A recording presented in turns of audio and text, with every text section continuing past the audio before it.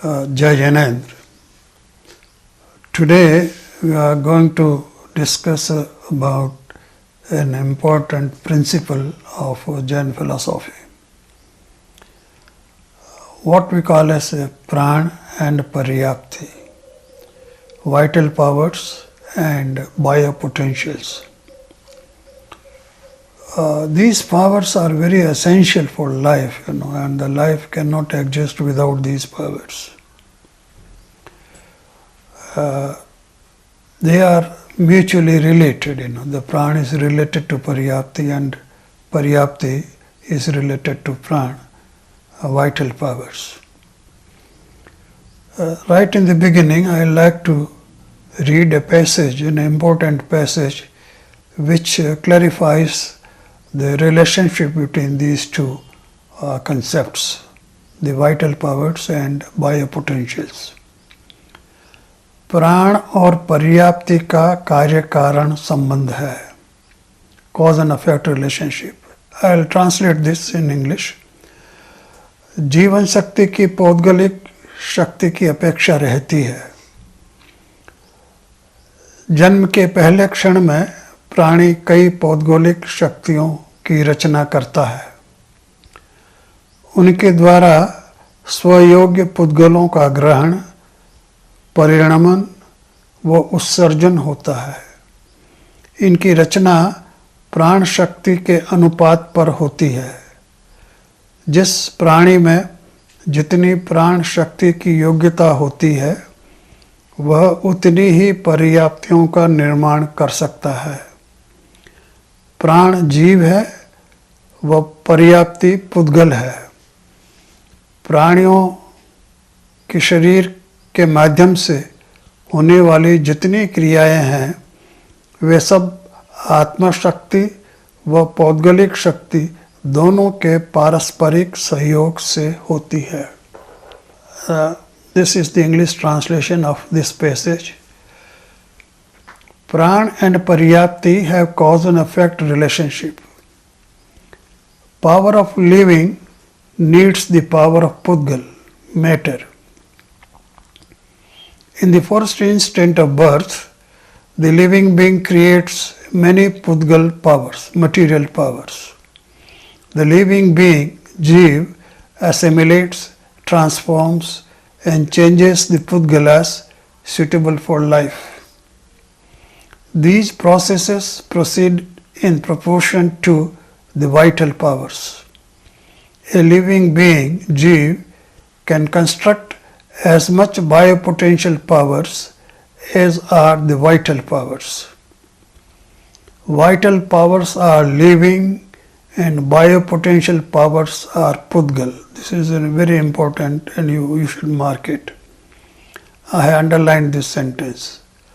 Whatever activities a Jeev performs through the body, these all take place with the mutual cooperation of the powers of the soul and powers of the body. This is a concept, which is opposed to the scientific concept, where they believe that all processes in the body are due to the powers of body only. Now we shall study about the vital powers, prana, and we shall talk or study about the paryapti in the next lecture. Pranas are sign of life. This is how the term prani has come. A prani, a living being, means that he has pranas. Pranas are means of expression of consciousness and intelligence of soul in the gross body. This gross body which we have and which we see has consciousness and intelligence because of prana. Pranas have two forms, Dravya prana and Bhav prana. We must understand these two terms very carefully. Dravya prana is the physical form comprising of Tejas Vargana, and Bhav prana is consciousness and intelligence of the soul expressed in the organism. So Bha Prana is essentially the real power, and which is the power of the soul, the consciousness and the intelligence. Bha Pranas are the real pranas, as I said, without which life is not possible. Without Bha Pranas, which also means without soul, life is not possible. Pranas exist for one lifespan and are expressed again in the next life. Say, for example, we are having pranas, and on our death, these pranas will cease to exist, and when the soul enters the new body in the next birth, the pranas are expressed again, So they last only for one's lifespan. Termination of prana is death, and installation of prana is starting of life. If somebody dies, then we say that the pranas have been removed, the pranas have left the body. And in the new life, the pranas are installed again at the very starting of life, because the life cannot exist without prana. Pranas are source of vitality in the organism. Whatever vitality we have in our body is due to prana. These pranas are divided in 10 groups. Number 1, Ayush Prana, or we will call it age prana. This is power to keep the body alive for a predetermined time units. When it terminates, death occurs. So the Ayush Prana is the one which keeps us alive. So long as the Ayush Pranas are present, the body would be alive. And when the pranas leave, death occurs, or the vice versa. When death occurs, pranas leave. Next is Sachoswas Prana, or respiration prana. This power of this prana enables the body in performing the breathing and blood purification functions. Although term Swachoswas literally means breathing, but here the function of the Swachoswas prana includes both the breathing process and the blood purification process. And you will appreciate this when we discuss in detail about this prana. Then Sharir Prana, Sharir Bal Prana, or body prana. This prana helps in body structure. So when the body is being formed from the starting of life, this prana is responsible for the formation of the body. Vachan Bal Prana, or speech prana, or it is also known as Bhasha Bal Prana. This prana helps in vocal expression, both articulate and inarticulate. So our vocal expression, through sound, is because of Vachan Bal Prana, or the Bhasha Bal Prana. This also has involved kind of function, and you will understand it fully when we discuss about this prana. Then Manabal Prana, or mind prana, this helps mind in its functioning. The mind, as we know, is made up of Manovargana, and the Manabal Prana helps in the functioning of this mind. This also will have a full lecture on mind to understand how the mind functions. Then there are 5 pranas, which is known as the Indriya Pranas, or sense pranas. And this is the power behind the functioning of all the 5 sense organs. So all the 5 sense organs are working, or functioning rather, because of Indriya Prana. The prana of the five sense organs and the mind are produced in the soul on kshayopsam of vitality, antaraya, obstructing karma, and perceptual, that is cognition, perceptual cognition or mati gyan, covering karma. Now here, we are coming to the karma theory. Remember, all the functions in the gross body are because of karma. If the karma are not there, there won't be any body, the gross body. So the total functioning of the body is because of karma, and we must understand, what kind of karma is causing what kind of function in the body. So this five senses and mind, the five sense organs and mind are functioning because of kshayopsam of vitality, the antaraya obstructing karma, and mati gyan, that is perceptual cognition of obscuring karma. So this is important to understand that all functions is because of karma.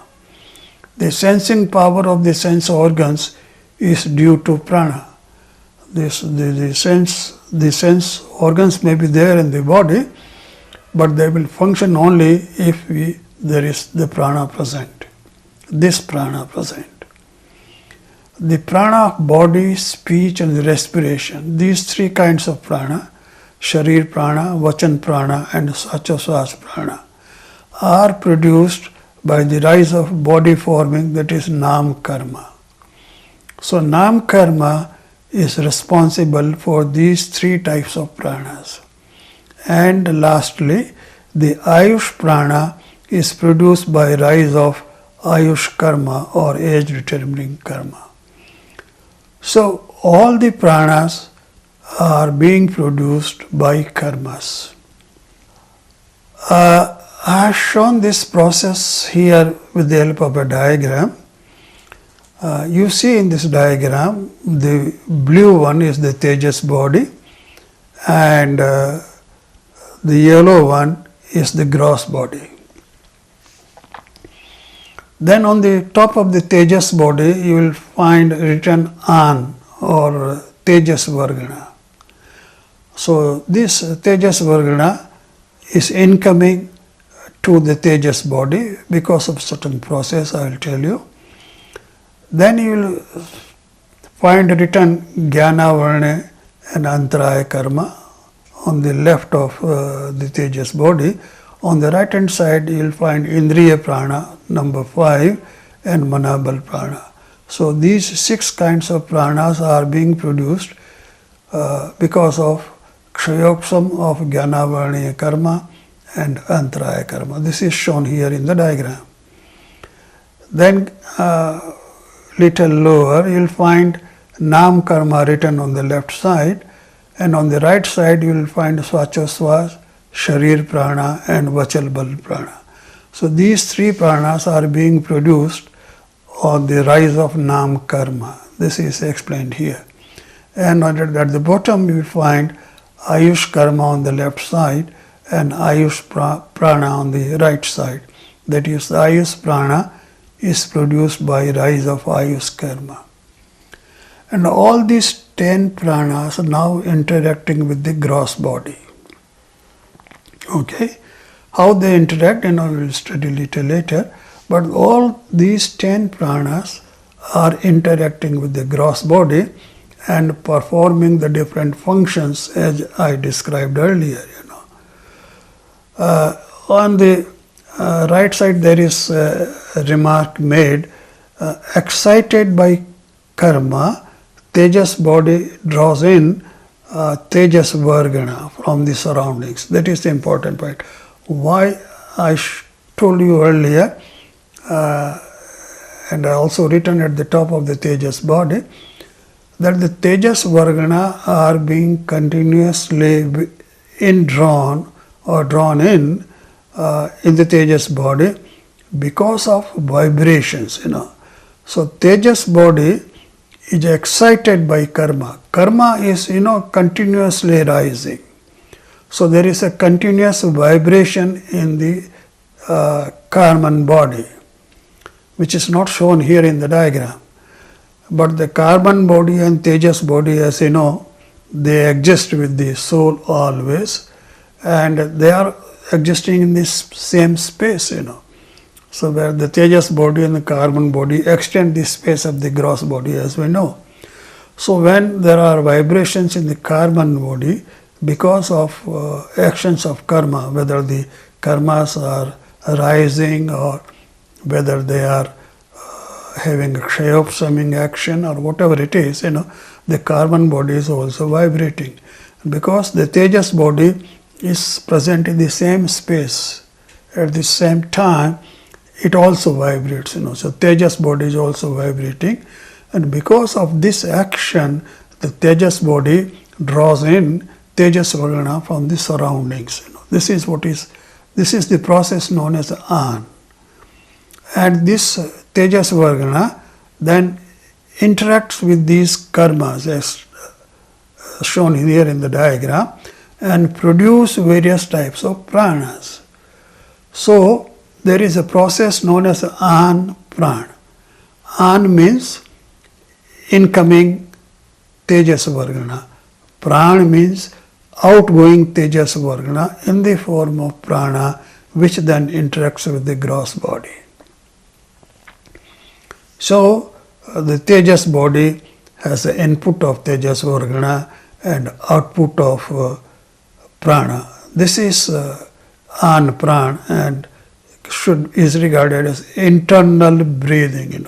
It is happening in a subtle body. The Tejas body is like a bank of prana. It's a storehouse of prana. And the lifespan of this bank is decided by Ayush karma. The bank has a continuous input of Tejas Vargana, as I explained to you, from the cosmos, drawn in by the rise of Ayush karma, and supplies pranas to the various sense organs and for functioning of the body, mind and speech and respiration system. So the Tejas body is the source of prana, in fact, and these pranas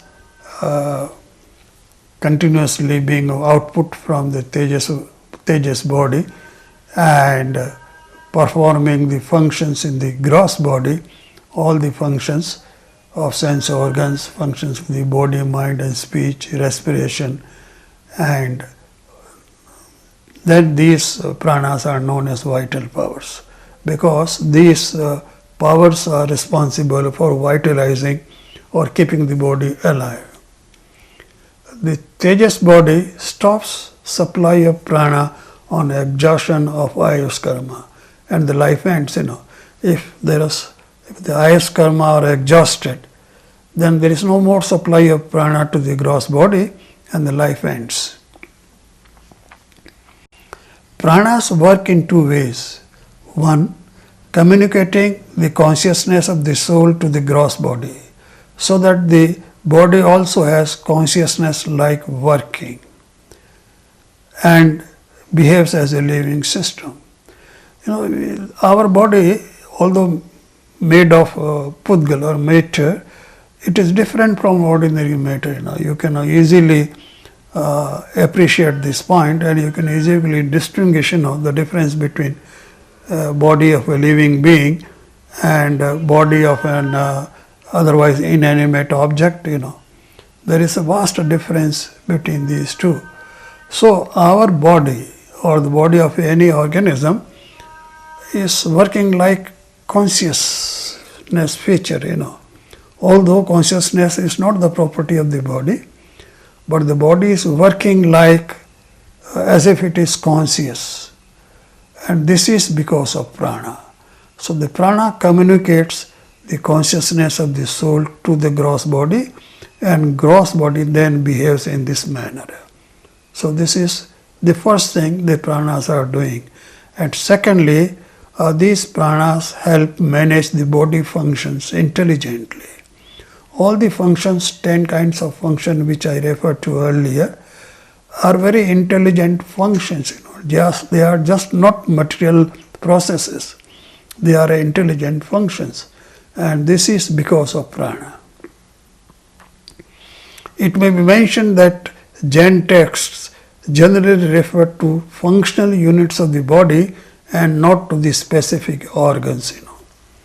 Now we would like to have scientific perspective of this Jain concept. The Jain concept is over. This is how the pranas are defined. Their functions only. But the question here which we want to understand is, how is this pranas interacting with the gross body now? So how do we understand this Jain process in scientific terms, in scientific perspective? So I would like to make an attempt here to have the scientific perspective of the Jain concepts, and in this process I would make some certain amount of speculations and conjecture. So because there is no proof of what I am going to tell you, but you can understand in a logical manner. You can speculate it in a very logical way. So it's a very logical scientific explanation which I am going to make before you. Scientifically, the functioning of gross body, which is made up of cells as we know, depends on bioelectricity. And you have learnt about bioelectricity earlier. Biological cells use bioelectricity to store metabolic energy, to do work or trigger internal changes, and to signal one another. That you know. Bioelectromagnetism is the electric current produced by action potentials along with the magnetic fields they generate through the phenomena of electromagnetic induction. Bioelectromagnetism is an aspect of all living things, including all plants and animals.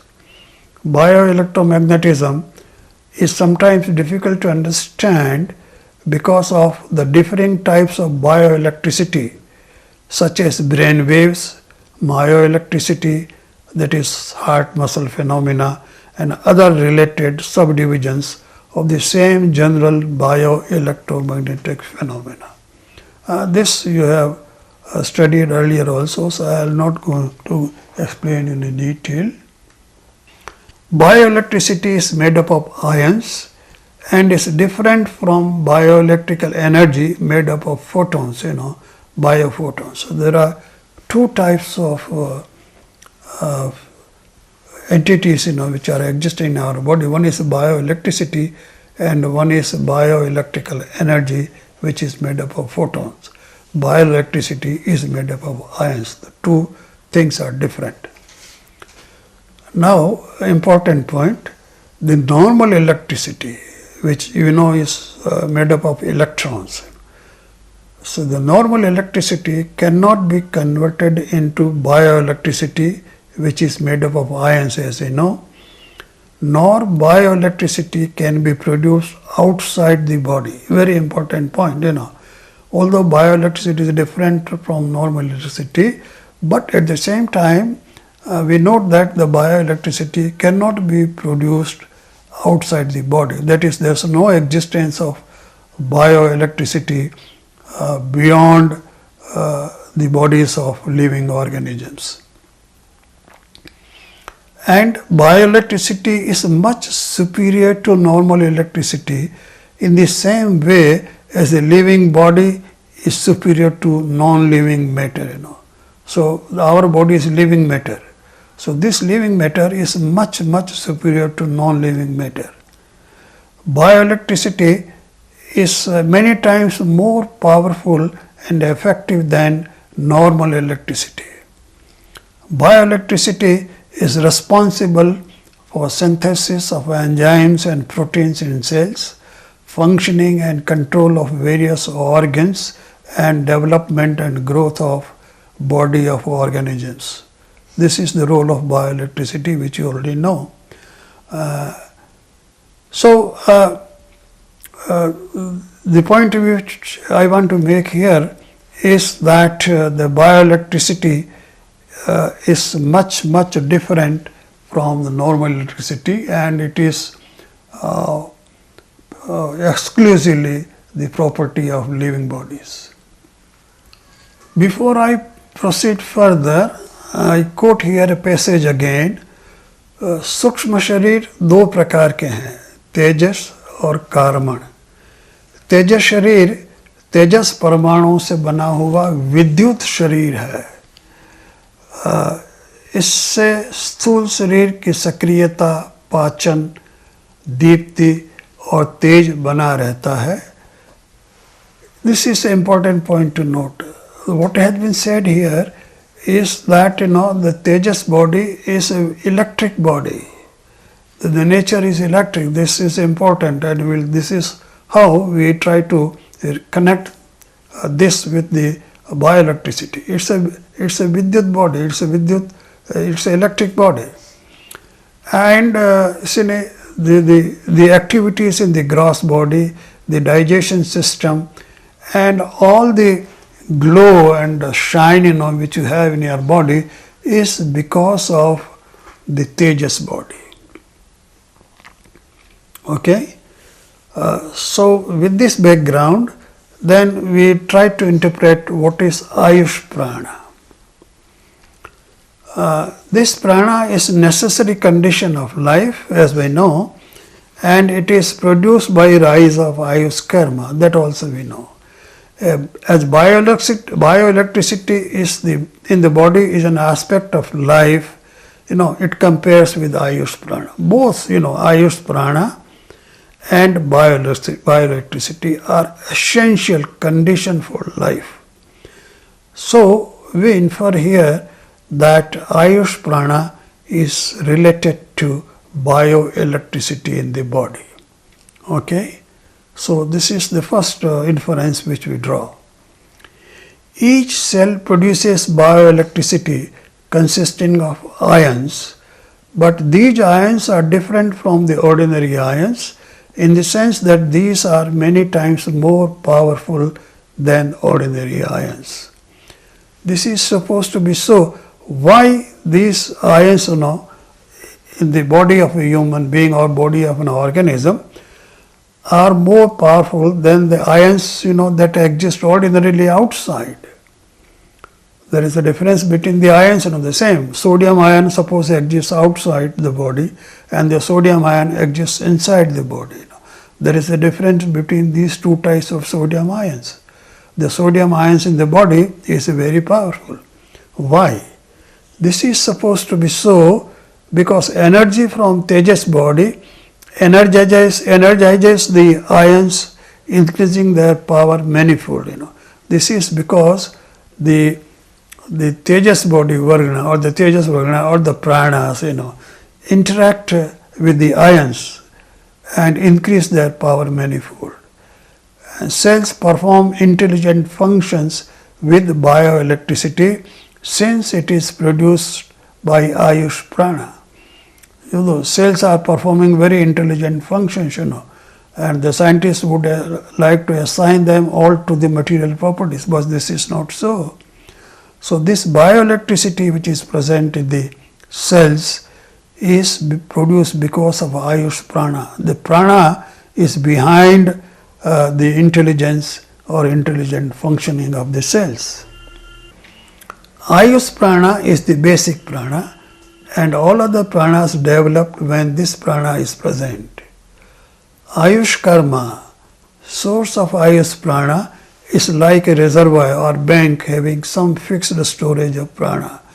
So the Ayush Karma keep on rising, so long as the Ayush Karma is in balance. That is, there is some balance in the bank, As soon as the balance is over, balance is nil, of course, the life stops and the life comes to an end.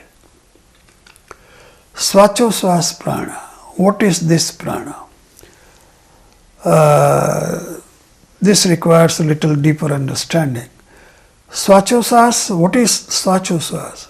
As I told you, it refers to functioning rather than to a particular organ in the body. The Swachosas refer to the act of breathing consisting of inhaling and exhaling process. The process consists of inhaling air, supplying it to different parts of the body, and exhaling the products of its use. We know the process of inhaling and exhaling is performed by lungs. So lungs work in association with heart. Blood with carbon dioxide is sent by heart to lungs, where exchange of carbon dioxide with oxygen in blood takes place. The oxygenated blood flows to heart, from where it is circulated to body parts. So heart and lungs together are responsible for receiving oxygen from atmosphere, supplying it to body parts, and discharging the carbon dioxide produced in cells to atmosphere. So this entire function is done not only by lungs, but by lungs and heart together. Therefore, the role of Swachosas prana must be seen keeping in view both the lungs and heart. Okay? It's not only lungs, but heart and lung together are performing this function. Heart, now we take a help of science again. Heart has a dedicated source of electricity called myoelectricity, which makes heart muscles to contract and expand for pumping action. Therefore, the Swachosas prana has the primary role in producing this electricity. As I told you earlier, the prana is Vidyut Shari, electric body, so it has connection with electricity. So we are going to connect all the pranas with different electricities in the body. In the case of Swachosas prana, it is connected with the heart electricity. Heart cannot function without this electricity, and lungs cannot perform the desired function without heart, and therefore without Swachosas prana. The next is Sharir prana. This prana is developed by rise of Nam karma that has the information the way the cells are to be arranged in patterns, because the body is to be formed, the organ parts are to be formed, so cells must be arranged in a particular pattern. Sharir prana is supposed to be related to bioelectricity causing metabolism that is responsible for synthesis of enzymes and proteins in the cells and its division. So the cells form, as we know, proteins and enzymes, and ultimately cell divides, and the cells then arranged in a particular pattern, and the parts of the body are formed, and therefore we infer that the Sharir prana is connected with this kind of electricity in the cells. Next is Indriya prana. That is the prana of the sense organs. Indriya in Jainism is just not the sense organ, but it is a sensing system comprising of two parts, Nivritti and Upkarana. So Indriya doesn't mean the sense organ only, it's a complete system, and we must understand what Nivritti and Upkarana are. Nivritti is the sense organ proper, and Upkarana is the sensing apparatus in the form of brain, All our sense organs are working with the brain. So the sense organ proper is the Nivritti, and the brain is the Upkarana, which is essential for senses to work. An important component body like brain is not mentioned exclusively or separately in Jain literature. It is considered because it is considered as a part of sensing system. So what Jain literature talks about is the sensing system, not the sense organ. And the sensing system includes both the sense organ and the brain. So therefore the brain is not mentioned separately anywhere in the literature. So also heart, the heart is not mentioned. It only talks about respiration, but that includes both lungs and heart, as we know now. We have 5 sense organs and they are all connected to the brain, and they work in conjunction with the brain. We know that brain also has a dedicated source of electricity different from the body bioelectricity. So Indriya Prana refers to this source of electricity in the brain. It exists as action potential on actions, which is means of information transfer between neurons. You will learn about brain in a separate lecture. Brain cannot function without this electricity of prana. So this prana, Indriya Prana, is responsible for generation of electricity in the brain, of brain electricity. I have shown here this with the help of a diagram. You see the diagram here, you can mark all the 5 senses: eyes, nose, your mouth, that is taste, ear and skin, and they are all connected to brain. You see in the diagram, So all sense organs are connected to brain through nerves. Sense data communicated to brain are processed for sensing function. Brain is the upkarana of sense organs, without which the sensing function is incomplete. So you can appreciate how brain is connected to sense organs and how they behave as one unit. Then we talk about Vachan Prana. Vachan is speech, The speech is not mere sound, but it is a carrier of information. Each word has a meaning. So I have given an equation here. Speech is sound plus meaning. Both of them are included in speech. Vachan refers to system of sound production and associated device that imparts meaning to this sound. Both are important, Sound is produced and then meaning is imparted to sound. This device is part of the brain. It is the brain, which imparts meaning to sound. And mainly the temporal lobe, which is associated with speech production and recognition. We recollect that an organism attracts bhasha vargana before speaking and discharges them back after speech. This I told you in one of the earlier lectures when we talked about vargana. There are 2 kinds of speakers, powerful and weak. The vargana discharged by a powerful speaker having prana in full measure travel to the end of lok. The varganas discharged by a weak speaker travel only a finite distance. Bhasha vargana is used just not for producing speech, but is also used in sound produced by inanimate objects like musical instruments, etc. The person receiving this sound imparts meaning to it and enjoys it as a music, So you must distinguish between the sound which is coming from the instruments and the music which you enjoy, There is a difference. The sound is coming and falling on your ears, but unless you impart meaning to it, this sound does not become music, Suppose, for example, if you are not attentive to the musical instruments, the sound just comes and falls on your ear, but you are not attentive, therefore you don't impart a meaning to it, and therefore it does not become a music to you, and you don't enjoy it. You enjoy it as a music only when you are attentive and you are able to impart the meaning to the sound which is coming from the instruments. Imparting the intended meaning to the world is a mental or psychic process.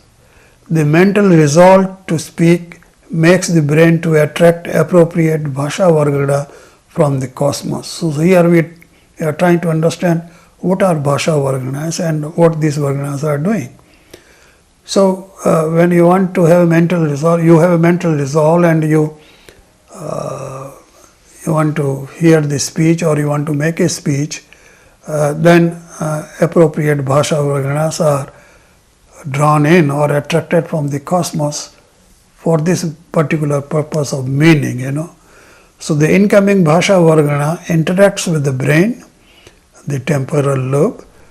This interaction and the sound signals are presumably captured by mind, which imparts the intended meaning to vargana. So both things are now coming together, One is the sound produced by, vocal system, So that information is also going to brain, and the bhasa varganas are being attracted by the brain, and both are interacting. And this vargana with meaning is transmitted back to cosmos. So meaning is imparted to these varganas which are incoming, and these varganas are discharged back to cosmos. For this to happen, brain must have the power to attract and discharge the vargana, and this power is provided by vachan prana. This is what the vachan prana is actually doing. Inarticulate speech is speaking without sound. It is a mental process.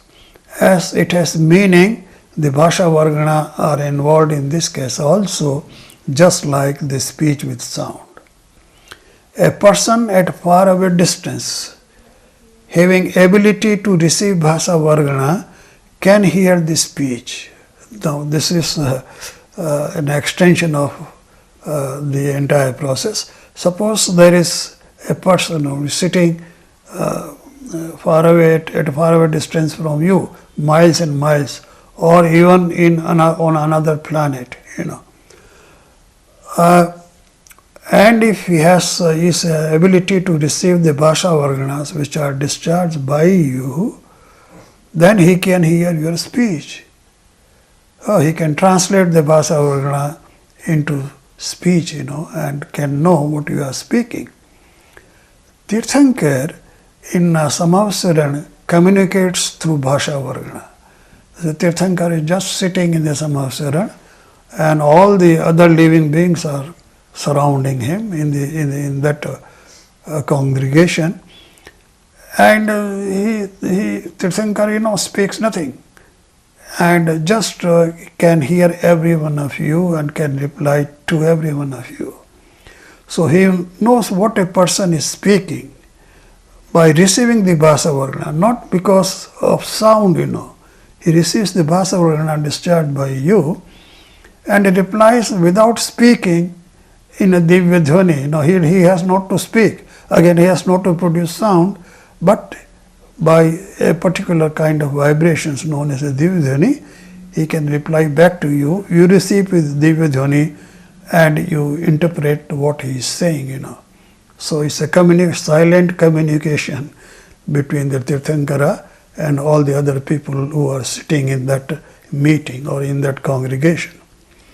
And language is immaterial in such communication, because nobody is speaking, neither you or not the Tirthankara, and you are just communicate to one another through your mental process. And it is said that the Tirthankara communicates in 718 languages, 18 of humans and 700 of animals, Kshudra Bhasha. So he is able to communicate with all the beings sitting in that congregation, whether human or animals or they, whatever they are, the Tirthankara can communicate with all of them.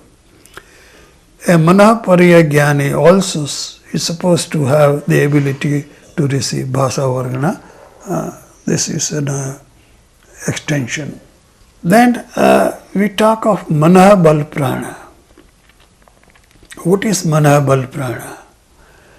Mind in Jainism is different from brain. Okay? Mind, Draivaman, is made up of Manovargana, which is a subtle matter, as you know, and it's not brain. Scientists talk of brain and mind as if they are same, They would say the brain is mind. Or at the most, they would say the mind is some property of the brain. but they are not able to separate out what is known as the brain and mind. So mind is a subtle unit made of manovargana, as in Jainism. It works in conjunction with the brain.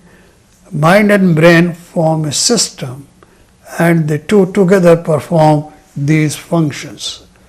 So mind and brain, although are separate, they work together, they form a system there, and the system will function together.